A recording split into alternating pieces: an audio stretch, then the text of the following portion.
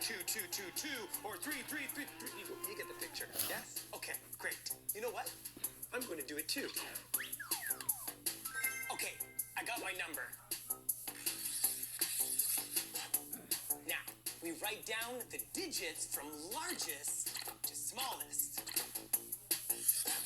Directly below, put the same numbers from smallest to largest. Next, we will subtract the bottom number from the top number. Use a calculator to help. Got your answer? Okay. Take the new number and do the same thing again. Rearrange the digits from largest to smallest and smallest to largest. Subtract the bottom number from the top.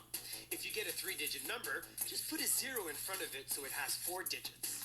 Repeat until the number, called the difference, is 6174. If it takes more than 7 tries, you've made a mistake somewhere along the way. Watch this. Mr. Rabbit, can we have the prediction, please? Thank you, sir. 6174. 6174.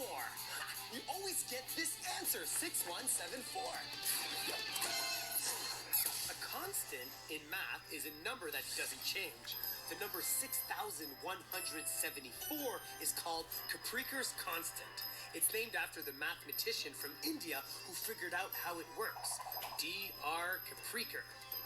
Well, there you have it. I've shown you yet another amazing calculation secret. Astound your friends by predicting that the number you have on your secret paper is the same as theirs. Capricor's constant. It's not magic. It's math.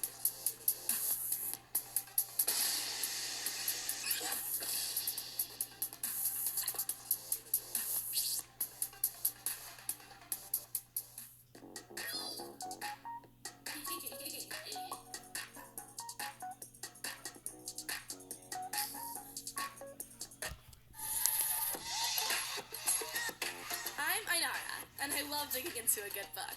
So, let's read, learn, and grow together, one diverse character at a time. Welcome to Ainara's Bookshelf.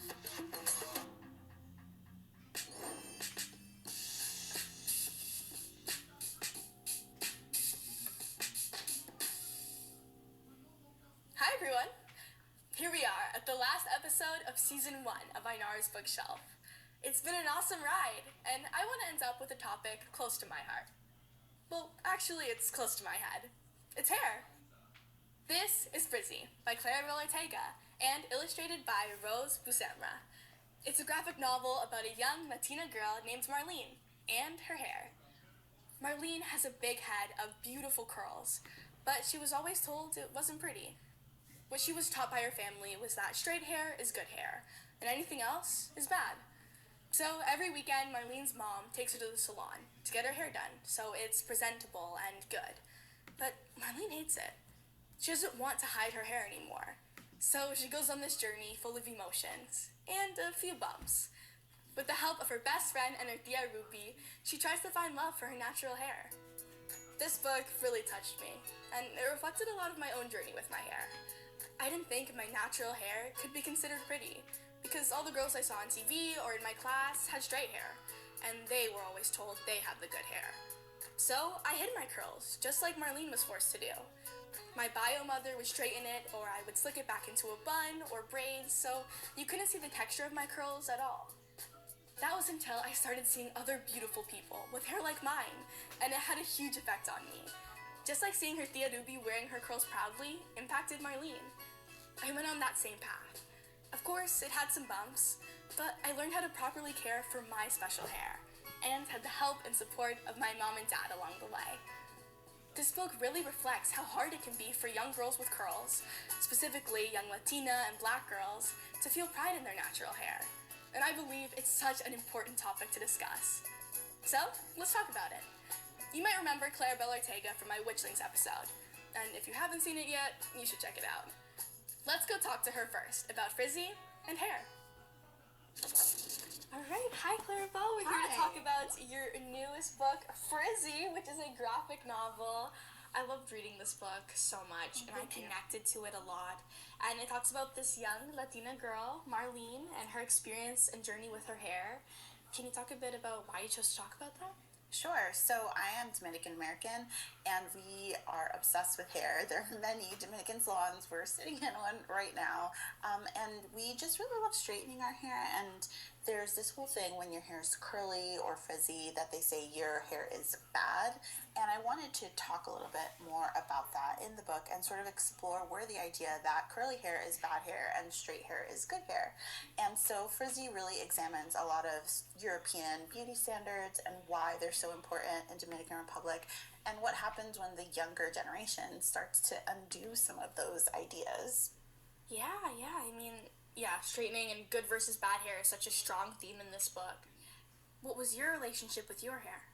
It took me until I was much older, like a full adult, to realize like I could wear my hair curly for special events, which sounds weird maybe for people who didn't grow up with that sort of culture. But for us, whenever we had like a wedding or a party or anything, we always went to the salon to get our hair straightened. And I started to realize like, hey, maybe my hair is fine just the way it is. Even for work, sometimes they would give me a hard time wearing my hair curly.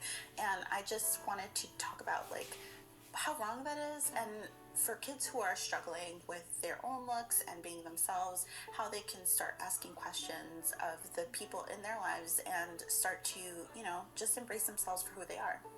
But for me, when I was little, I didn't really even second guess it. I just sort of went with what I was told, and it wasn't until I was older that I had access to, YouTube and all that stuff, which they also try to disastrous results in the book. I also went through that same struggle with my hair. It took me a while to sort of get into wearing my hair naturally curly. My bio mom would straighten it, and I was told I looked prettier that way. Once you wash your hair after it's straightened, it gets curly again, right?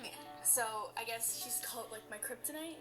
Oh no. Which I think is kind of sad. And my dad helped me see that, it's not kryptonite. It just helps me get back to my natural hair. And absolutely. Well, our hair is like so important, but it's a connection to like our roots and our heritage, and like from I know where your family's from, Barbados, right? And my family's from Dominican Republic, and like I see it as a connection back to the island. I wasn't born there, but absolutely when I go there, my hair is curly and like just windswept, and I'm in the ocean, and it's just the best feeling to just feel like myself and not have to worry about always keeping my hair straight and neat, and it just looks beautiful the way it is. And your hair is so beautiful. Thank you so much. I mean, my little sister has some of the most beautiful curls that I've ever seen, and I really want to be there for her in that journey so she doesn't have to go through that same thing that I experienced, and that she knows that she's so beautiful. So yeah, I love this book so much, so thank you. Thank you for reading it. It's made for kids just like you, so. I also had a chance to sit down with Peter Ramsey to talk about his experience producing an Oscar-winning short film all about loving your hair. It's actually called Hair Love. It tells the story of a father learning how to style his daughter's hair. It was also released as a really beautiful picture book. I love that book so much, and the short was so adorable. How was the process of turning that into a short film? Matt got in touch with me. We were friends on Twitter, and he got in touch with me and said, hey, I have this idea for a short animated film. Could you take a look and tell me what you think? So he sent me this little script, and I read it, and I said, oh my God, we'll make a fantastic animated short. You have to do it. And so it was a cool little team of people who worked on that short together and made it what it is. And I was, I was an executive producer, so I wasn't in there every day doing the work. I'd kind of like see stuff every once in a while and go like, oh yeah, that looks great. Oh yeah, maybe you should think about that. Change that here. But I did very little. I just was like a cheerleader with my little pom-poms on the side. And the guys did a great job with it. It's a really good little thing to have out in the world. I also talked to writer Lawrence Hill about how his character Beatrice learns to care for her hair, and his own hair experiences too. I love all of these characters so much. You know, they're all different kinds of animals. They're all talking animals, which is just adds so much to the magic of this forest and of Beatrice's story. My personal favorite is Killjoy, the lemur. Do you have a favorite talking animal in the story? I really love Killjoy too, and one of the things that Killjoy really excites in me, Killjoy is a lemur who's also a dentist without a degree, and she also does hair and makeup. And one of Beatrice's challenges in this book that Killjoy helps out with is that she doesn't know what to do with her hair. You know, she's a young black girl with a beautiful head of hair, but she has no hair products in the forest. She's got oatmeal and books, and that's pretty well it. And so she's got to find a way in the forest to deal with her wonderful hair. And she has some missteps, some mistakes. Like first she tries to smash open a coconut and use the coconut water. That's not going to cut it. Coconut water is not going to help her with her hair. And so she's got to learn to sort of work with her beautiful hair and love it. And finally she finds some avocados and she mashes them up because that gives her a bit of oil and grease to work with the hair and do something fun with it. And so Killjoy, the lemur, is going to teach her a little about hair and is going to teach her how to dance as well, and is going to introduce notions of blackness to her, and she's going to cornrow her hair. And so Killjoy plays kind of a loving but grumpy role as a knowing, wiser adult.